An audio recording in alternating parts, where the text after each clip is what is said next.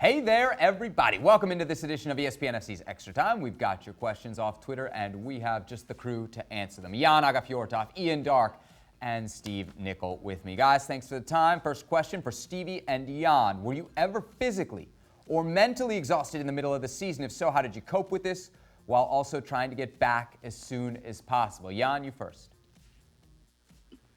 Was I ever tired playing in England? Yes, I was. I came from Austria, where I had a great Christmas period where we didn't play football and we went somewhere in the holiday. But I think we did well.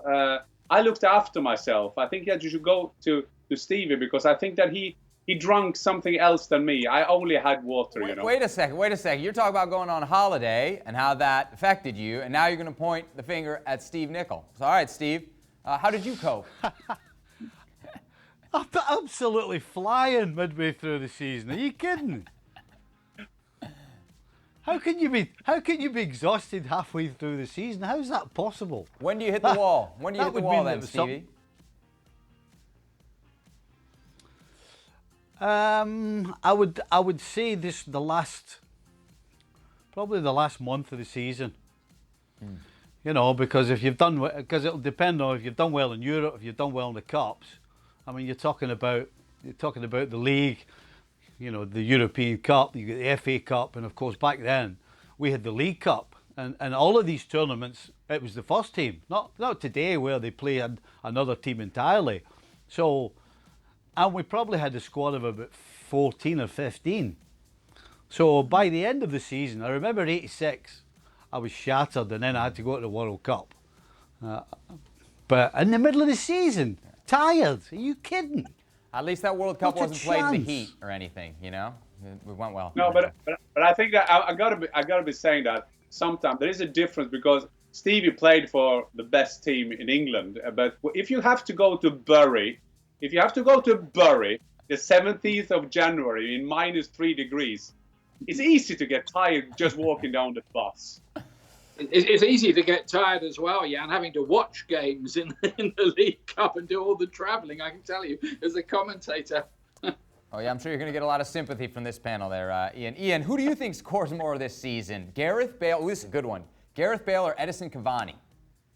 Who's going to make the biggest impact? No. Who's going to score more? Most goals, probably Cavani, I think, in terms of scoring goals. If he gets enough game time at Manchester United, who'll make the biggest impact if he stays fit? Gareth Bale could be a sensation, couldn't he? If you've got him, Kane, Son as the front three for Tottenham Hotspur, that's a game changer. Stevie, Bale or Cavani, who gets more goals? I mean, how often is Cavani going to play? Fair question. I mean, I can't, because it should be either the Martial or Rashford through the middle. So if we're talking about Premier League goals, I would suggest Gareth Bale, because there's no way they'll play Bale in the league and the FA Cup and all that. So I'm just not so sure that Cavani's going to get that many games. So I'll go for Bale. Jan, Cavani or Bale? I would go for Bale, because I think that in the time of social media, I mean, make an unpopular thing, because it's so easy to criticize Gareth Bale. He had a fantastic time at Real Madrid, and when Zinedine Zidane said you don't want to play, and he don't care, and he was sitting there doing all kind of body language, playing golf. But if you look at his record at Real Madrid, it's been excellent. If you look at his record at Wales, it's been excellent. So I think he will do very well for Tottenham Hotspurs. Our next question comes from Electro Vibes. He asks, Ian, do you think lack of crowd support may affect teams such as Liverpool in the Premier League? Well, it may be already starting to. These weird results we're getting, it's a wild weekend that we've just had. I'm beginning to wonder whether the intensity and concentration is quite there for the players. I think they went through a period where they got used to it. We all got used to it. But now I wonder whether they, not consciously, but unconsciously, the players are switching off a little bit. So, yeah, I think it is starting to affect things a little, yeah. Stevie, Ian mentions all the weird results. On the list of whys, and I've seen a lot of explanations, where does the empty stadium factor in? Well, I think you used a good example of Liverpool, because no question, when you play for Liverpool in front of the Kop and in front and at Anfield when it's packed, as good a team as you might be, it lifts you. It absolutely lifts you 100%. And if it lifts you, what does it do to the opposition? So you've got a team coming to play, a team in Liverpool who in their own right are fantastic, and then they've got the atmosphere to deal with as well. So 100%, no people in the stadium, definitely affects likes of Liverpool and definitely affects the underdogs because I think with no atmosphere, they're just not quite as intimidated. Jan, Everton or Spurs? Who will finish higher in the Premier League this season? Well, some weeks ago, I thought that Jose Mourinho was gone, that he was so not modern anymore, that he can't talk to his young players, that he can't create something going forward.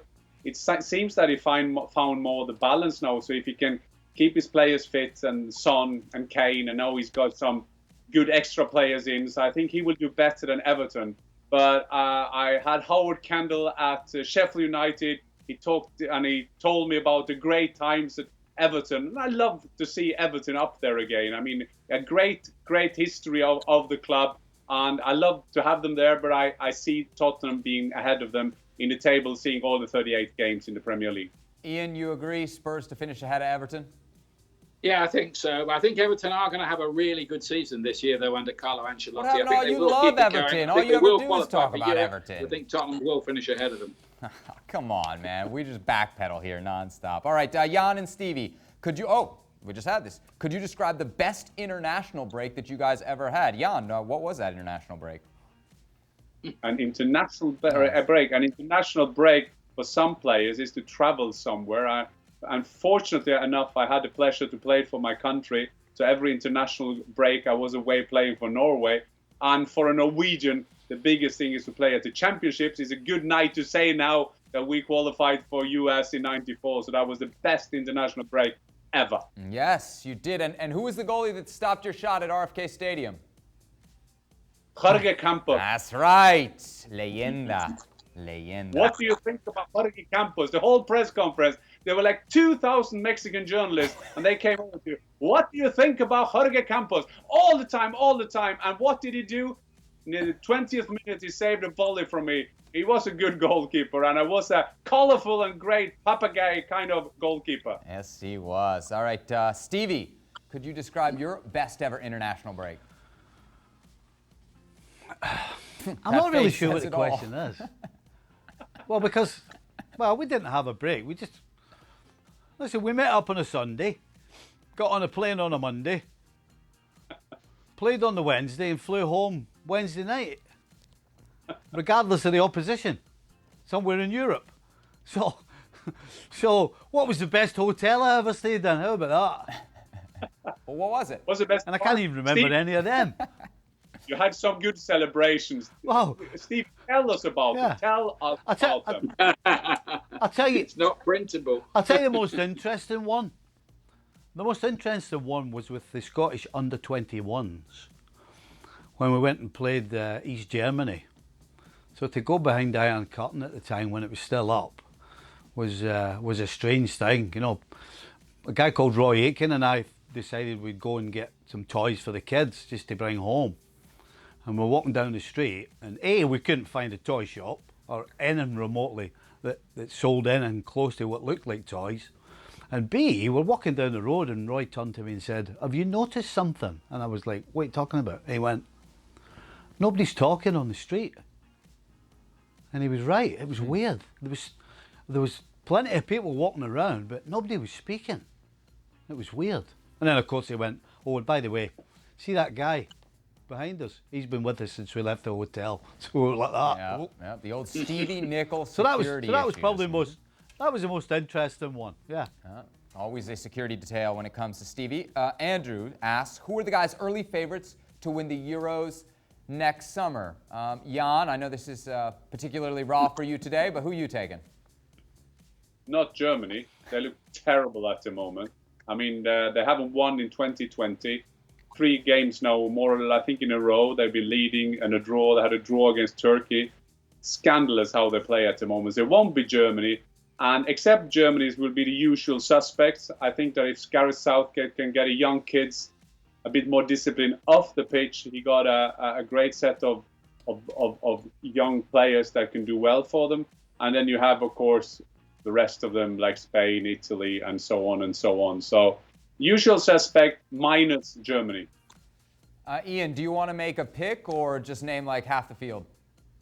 Nope, I'm going to make a pick, and I'll say Portugal to retain their title. Wow. I think they've got a better team now than they had 4 years ago when they won it. And Cristiano Ronaldo is still fit and firing by the looks of things and still scoring goals. And you've got Bruno Fernandes, Bernardo Silva, Ruben Dias in defence. I think they're very, very live outsiders. Love it. Get in, Ian.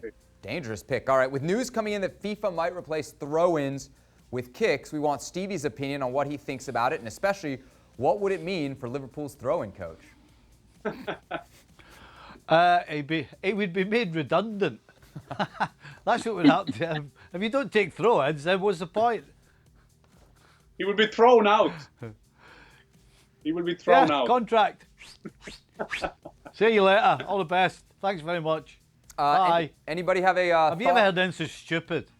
What are they doing Yeah, it's with stupid. that? What, they're not, surely not going to. That's what happens when you run Shock out of the equation. No, but you have the wrong people who make the decisions. You have to, and this is an old cliche, but you see by the handball rule, you need these people out of the office, and then you need some football players who like to do sport politics, because the governing bodies are filled up with people who have no clue about the way of football. And this handball rule, I mean, that is the top of the iceberg. So we take away the throw-ins. So should we do that? Every kind of throw-in should be setting up players up front in the box, and we're going to throw the ball with like a long throw-in. Oh, that will going to be so boring. Please get your ties off. Jan, I know that we like to complain here on this show, but if you look at the list of people that are making these rules, they're almost all attached to the game in some way, and most of them are former players. Like No. That's wrong. That's wrong.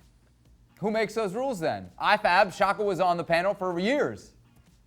They don't have nothing to say. They're just there to make these Thai guys who are lawyers. And I worked in sport politics. I'm going to go start becoming serious here. Because the decision makers in sport politics are most lawyers who are sitting there, and they're using former footballers to just like cover up like a makeup, so they have nothing to say. If footballers will make the decisions, the handball rule will never be like it is today. VAR rule will never be like it is today. It will be different. So this is lawyers doing this. Lawyer. The lawyers getting Jan upset. I think this next question might as well. Will Ole Gunnar Solskjaer get sacked before Christmas? Jan?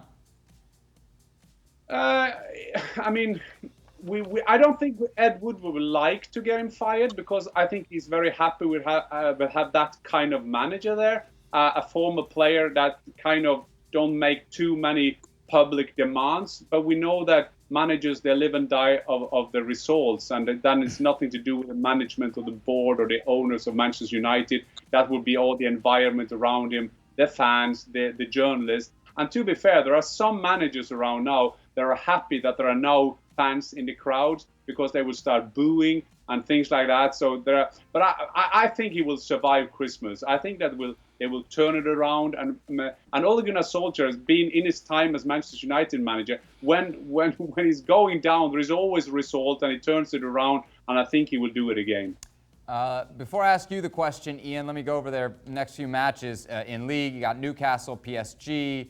In Champions, Chelsea, Leipzig, Arsenal, Başakşehir here in Champions League. Then you get Everton. I mean, that's a pretty stiff run coming up. Do you think he'll make it to Christmas?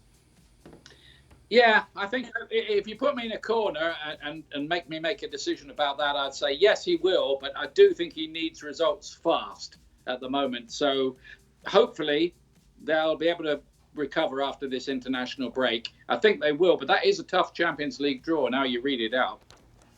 Stevie, any thoughts? Will Ole survive to the next season, to the next year? Not the next season. I mean, it's just going to have to be a continuation of what they've produced in the first 4 games, basically, for that to happen. You know, the only reason Woodward gets rid of him is if he has absolutely 100% no choice, because I 100% agree with Jan. It suits him to have Ole there. You know, other managers would be bashing the door down. Edward was door down, screaming at him, grabbing him by the throat to help them. Ollie's not going to do that, and I think that suits Ed Woodward. So it would have to be an almighty crash for him to get the sack before Christmas.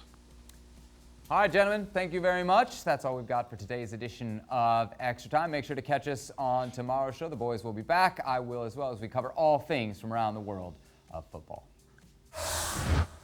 Well, thank you very much for watching ESPN on YouTube. For more sports highlights and analysis, be sure to download the ESPN app. And for live streaming, premium content, and let's not forget as well, ESPN FC 7 days a week. Subscribe to ESPN Plus.